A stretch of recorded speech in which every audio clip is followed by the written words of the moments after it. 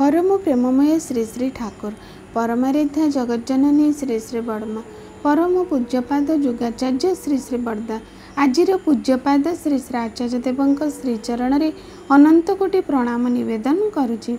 सभी गुरु परिवार श्रीचरण में अनंत कोटि प्रणाम निवेदन करुछि। सबुदिन परि आज यही शुभ दिन में आउ एक सुंदर विषय आलोचना करुछि। मोर ये वीडियो देखुथिबा प्रत्येक गुरु भाई और माँ मानक मोर प्रत्येक श्रोता बंधु मानक अंतरर आनंदित जय गुरु। आज आलोचना रखिबा परम पूज्यपाद श्री श्री आचार्य देव रीतिक सम्मेलन रे कि सुंदर एक वास्तव घटना आम मान आगे उपस्थापना करिसेंती। परम पूज्यपाद श्री श्री आचार्य देव कहती एथर जून मासरे कलिकता जाइथिली। सेठारे थिबा समय एक मध्याह्न मोर जने एक बंधुर फोन कॉल आसिला। बंधुटी कहिला तार परिचित जने भद्रलोक भीषण विपदरे पड़िचंती, मो संगे देखा करबाकू चाहंती। मध्याह्न जेतबेले खाइबाकू जीवी सेतबेले भद्रलोक आसिले देखा करबाकू। तांकर जाजकर पांजा अछि। देखा हुअन्ते ही अश्रु सज्जल होई कहिले पुओ को नहीं विपदरे पड़िछि। घटनाटी हैला किछि दिन आगरू पड़ार किछि पिलामानक सहित तांको पुओ झमेला हुए। तापरे से झमेला आपस तरफा हेई मेंटी भी जाए।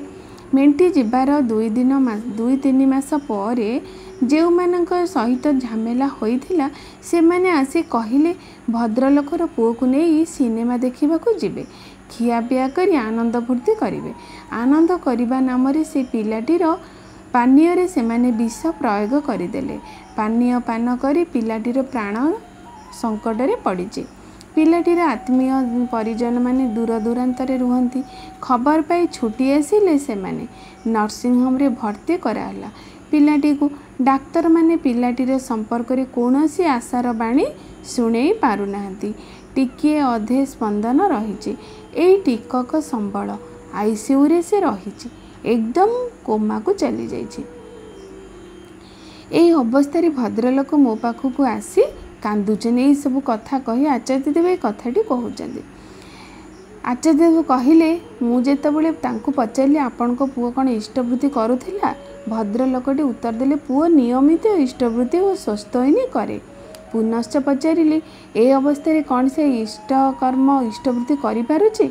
भद्रलोक कहले ना, ता माँ पुओर हाथ में अर्घ्य रखी निजे मंत्र उच्चारण करी इष्टवृत्ति तोली रखुची। मु कहली ताहेले घर को जातु, नर्सिंग होम को जातु, आउ मने मने ठाकुरंग पाखरे प्रार्थना करंतु, किंतु ठाकुरंग पाखरे पुओर प्राण भिक्षा करिबेनी। केवल कहिबे ठाकुर मु बापा होई पुओ पई जा करिबार कथा करिछि, एबे पुओर मंगल पई तुमे जा भल मने कर ता ही कर। भद्रलोक सेतबेले भी खूब कांदी चलीचंती। कहले मो कथा जदि विश्वास करती ताहेले निश्चिंत रे मानी चलंतु। ठाकुरंक पाखरे ता पई केवल मंगल प्रार्थना करिवे। तार जदि बंचिबार हुए ताहेले से बंची जीवो। डाक्तर तो कहि देइछंती बंचिबार आशा नाही। ऊपर बेला से भद्रलोक फोन कॉल करी करंती, माने एतिके कथा आलाप आलोचना होई सेठी से तांको पाखरु से चली गले। तापरे ठीक ऊपर बेला समय से भद्रलोक फोन कॉल करी जनाती जे पुओटी तांकर बिछणार उठी बसीची एवं उठी बसी माँ को कहूची भोक लगुची मते खाइबाकू दे। ठाकुरंक निकट रे ठीक भाव प्रार्थना जणाइले निज पई किछि न चाहिए मध्य मंजूर हुए ही। परम पूज्यपाद श्री श्री आचार्य देवंक ये जो दिव्य आशीर्वाणीटी केवल आमको गोटे कथा सूचई देला, तमे जदि इष्टंक विधान माफिक चलुथुबो आउ इष्टवृत्ति कंटाए कंटाए पालन करुथुबो, इष्टंकर विधान को जीवन रे कोनोसी परिस्थिति रे मध्य कंप्रोमाइज करिबो नाही, ताहले कोनोसी ना कोनोसी परिस्थिति रे तुमे जेते विपद रे पड़िले सुधा इष्टंकर अनुकंपा पाई पारिबो। एहा ही थिला ये आलोचनार मुख्य आलोच्य विषय, जहाँकि परम पूज्यपाद आचार्य देव आम मानकु अवगत करदेले। जीवन रे जेते भी झड़ झंझा आसु, जेते भी विपद आपद आसु, तुमे किंतु इष्टंकर हाथ को कौनसी भाव ही छाड़ब नहीं। जोटा कि से माँ करथिले। कोमारे पड़िथिबा सत्वे मध्य तांको पुओटी हातरे से इष्टवृत्तिर अर्घ्य रखी निजे मंत्र उच्चारण करी इष्टवृत्ति निवेदन करुथिले। जदि सेठी सेई मुहूर्त से भाभी थांते मो पुओ तो इष्टवृत्ति करुथिला, स्वस्थहीन करुथिला, ठाकुर विधान माफिक चलुथिला, ता जीवन में पुणी एत बड़ विपद आसीपे। यह भाभी जदि अभिमान से छाड़ी दी था आज हुए तो ता पुओ जीवन आ पाई से न थांते।